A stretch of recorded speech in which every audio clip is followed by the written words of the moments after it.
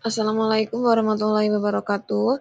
Perkenalkan, saya Popul Vitasari dari kelompok 1. Di sini saya akan mempresentasikan bab materi teori-teori perkembangan. Latar belakang menjelaskan bahwa perkembangan manusia adalah proses kompleks perubahan fisik, mental, emosional, dan sosial dari konsepsi hingga dewasa. Ia memunculkan beragam teori untuk menjelaskan fenomena ini, seperti teori psikoanalisis menurut Freud dan Erikson, teori kognitif menurut Piaget, hingga teori konseptual menurut teori Bronfenbrenner. Teori yang pertama yaitu teori perkembangan kerohanian menurut Imam Al-Ghazali yang dikenal dengan sebutan tazkiyatun nafs atau penyucian jiwa. Pada teori ini melalui 3 fase yaitu takholli, tahalli, dan tajalli. Teori ini juga terdapat struktur jiwa kemanusiaan meliputi yang pertama nafs al-amarah yaitu jiwa yang memerintahkan pada hal keburukan. Yang kedua, nafs al-lawamah, yaitu di tahap pertengahan terjadinya perjuangan batin atau mujahadah. Dan yang ketiga adalah nafs al-mutmainnah atau jiwa yang tenang. Yang kedua, teori perkembangan menurut maturitas Arnold L. Gisel, yaitu perkembangan anak terutama didorong oleh faktor-faktor biologis dan genetik internal. Konsep teori ini pematangan perkembangan yang tetap, perbedaan individual, dan pengaturan diri. Prinsip yang ada pada teori ini yaitu menuju arah perkembangan, jalinan timbal balik, asimetri fungsional, pematangan individual, fluktuasi pengaturan diri.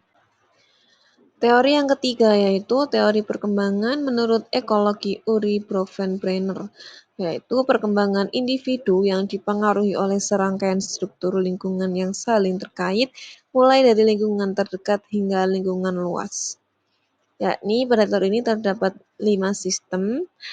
Yang pertama adalah mikrosistem, yang kedua mesosistem, yang ketiga ekosistem, yang keempat makrosistem, dan yang kelima kronosistem.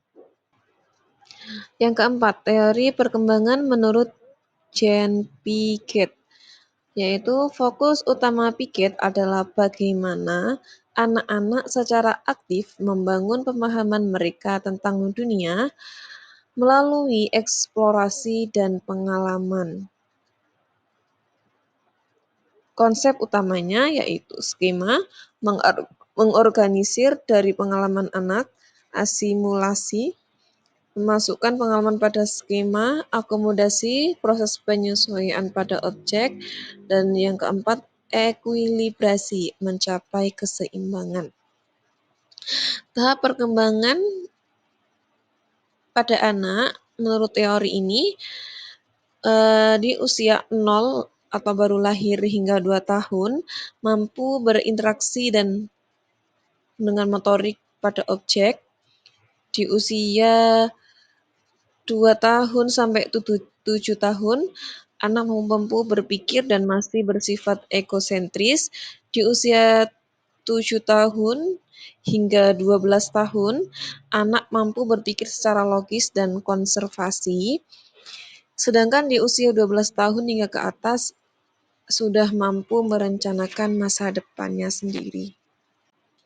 Yang kelima, teori perkembangan menurut Erik H. Erikson, yakni berfokus bagaimana individu menyelesaikan krisis atau konflik sosial yang muncul pada setiap tahap kehidupan. Konsep utamanya yaitu rentang kehidupan, krisis psikososial, kekuatan ego, dan yang terakhir pengaruh sosial dan budaya.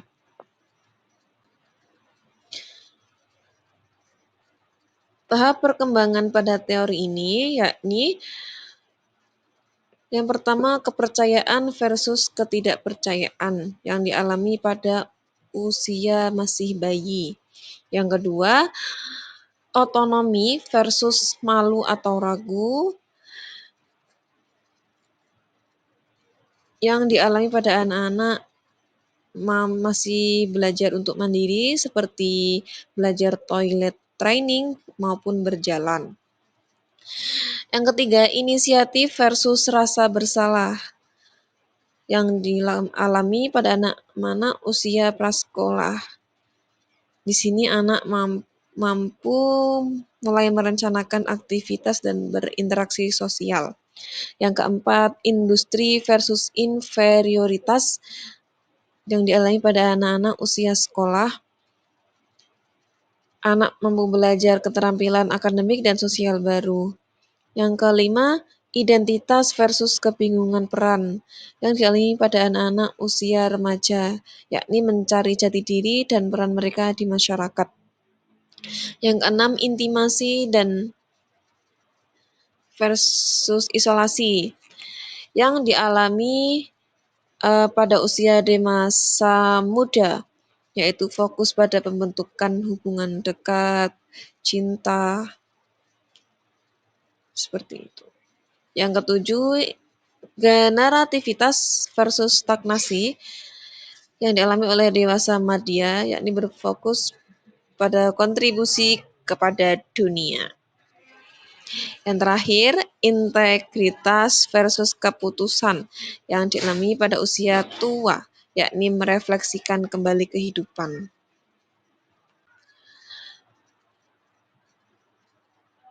Teori yang keenam yaitu menurut Sigmund Freud. Kepribadian orang dewasa dibentuk oleh pengalaman masa kecil dan yang paling penting oleh cara individu mengatasi konflik antara dorongan biologis dan tuntutan sosial. Konsep utamanya terdapat struktur kepribadian yang menjadi 3 komponen, yakni ID, ego, dan superego. Tahap perkembangan pada teori Sigmund Freud yaitu tahap oral yang perkiraan usianya dari lahir hingga 18 bulan, yakni sudah mampu menghisap, menggigit, dan mengunyah makanan, yang mampu mengeksplorasi melalui mulut. Pada tahap anal, perkiraan usianya 18 bulan hingga 3 tahun, mampu pengendalian buang air besar ataupun kecil atau yang disebut dengan toilet training.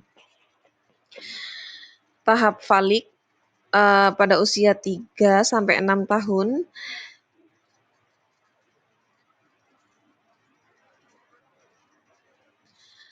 terus pada tahap laten 6 tahun hingga pubertas, dan yang terakhir pada tahap genital, pubertas hingga dewasa.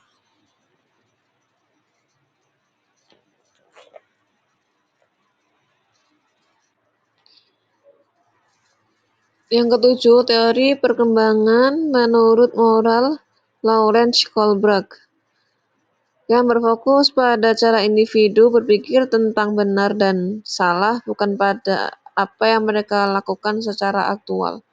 Konsep utamanya dilema moral, kemudian urutan universal, dan yang terakhir bukan tentang keputusan tapi alasan. Yang penting bagi Kohlberg bukanlah jawaban ya atau tidak terhadap dilema, tetapi alasan atau penalaran yang digunakan individu untuk membenarkan keputusan mereka. Pada teori perkembangan menurut moral Lawrence Kohlberg, terdapat 3 tingkat dalam 6 tahapan. Tingkat pertama yaitu moralitas prakonvensional yang di dalamnya terdapat 2 tahap. Tahap pertama, orientasi kepatuhan dan hukuman. Tahap kedua, orientasi individualisme dan pertukaran.